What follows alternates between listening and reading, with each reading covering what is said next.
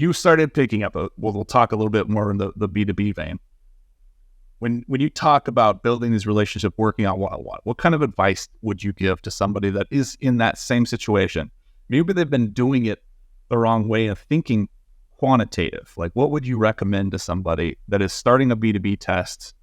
Maybe it's not a completely functional 100% product ready to go, and they need to focus on qualitative. How would you kind of explain to them or give them some advice? Yeah, I would say don't underestimate the voice of the customer. I speak as being a product manager for several years. It can be tempting to just move forward with your design to get something out faster. And sometimes it can be hard to wrangle the customers in and get a wide variety of perspectives from them. But it's really worth it in the long run. So really take the time to talk to customers that are coming from different industries, different size companies, if that applies to you. And just making sure that you're documenting what they have to say. I know a lot of data-driven decision-making and data-driven initiatives tend to overemphasize quantitative data. I feel like quantitative data is seen as superior in some regards. Maybe that's just my own experience, but I think qualitative data is just as important, if not more important sometimes, where you can really dig into a customer's story and put together a case study or a testimonial or something like that. A data point alone or some aggregate number or percentage can't tell. I think both have their place and together can tell a complete story, but don't underestimate the value of having a customer conversation and getting that qualitative data. It's just as much data as numbers are. Yeah, I've seen that before. Like, I've seen a lot of beta like results slides, and some I don't want to say like immature, but like fresh, newer companies, or not newer companies, newer programs, and they tend to do that. They tend to like, oh, here's our numbers, right? We had this many bugs come through. We had this many testers.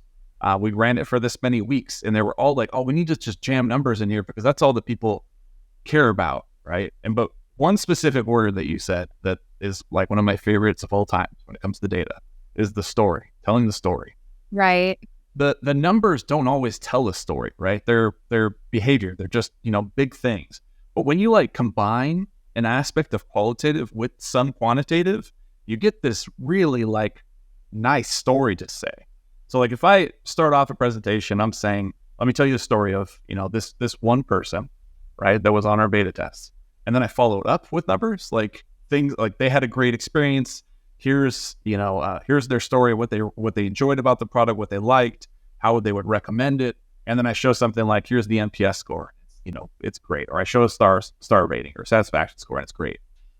I can do that same thing in reverse of whether or not it's they have a bad experience, right? So here's someone who had a tough time onboarding.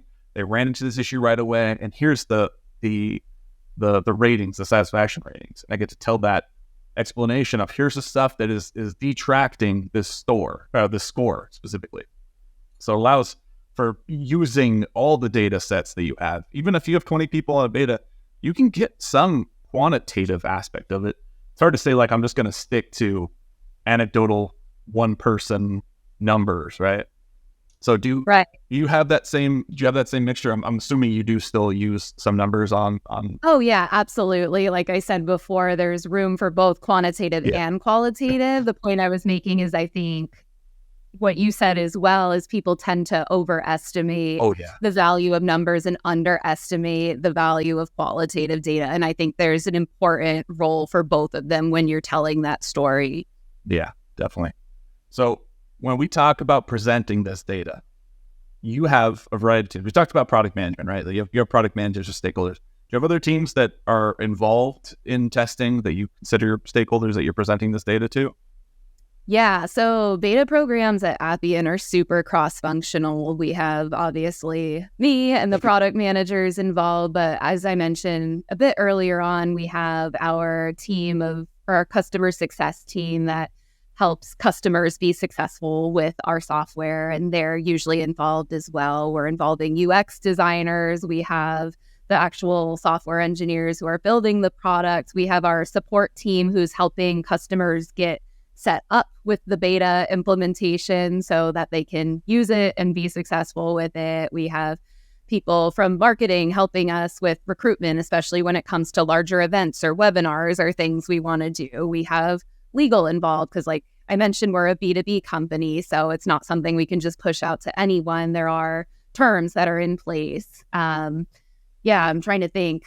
Probably everyone at Appian or every functional area touches our product in some way or another. And beta programs are still relatively new. So figuring out what everyone's role is in the long term is still something I'm working on, because since I've only done a few projects so far, each one it's hard to determine what's going to be a trend and what everyone's involvement's going to be across projects versus where it's just a specific scenario for one particular project. But I think the more cross-functional it is and the earlier we can get people involved, the better.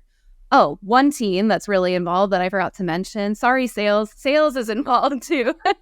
They really help us with recruiting and account management. So if we're working with an account and maybe it's somebody who was super engaged at first, but they've fallen off a bit, working with the account teams to determine a strategy to re-engage them and keep them working on our software, working on using it and implementing it and making sure they're going to be successful in the long run and want to buy it once it's generally available. That's a super important role as well. Sorry to anyone who's listening who I missed, but I think that covers most of it.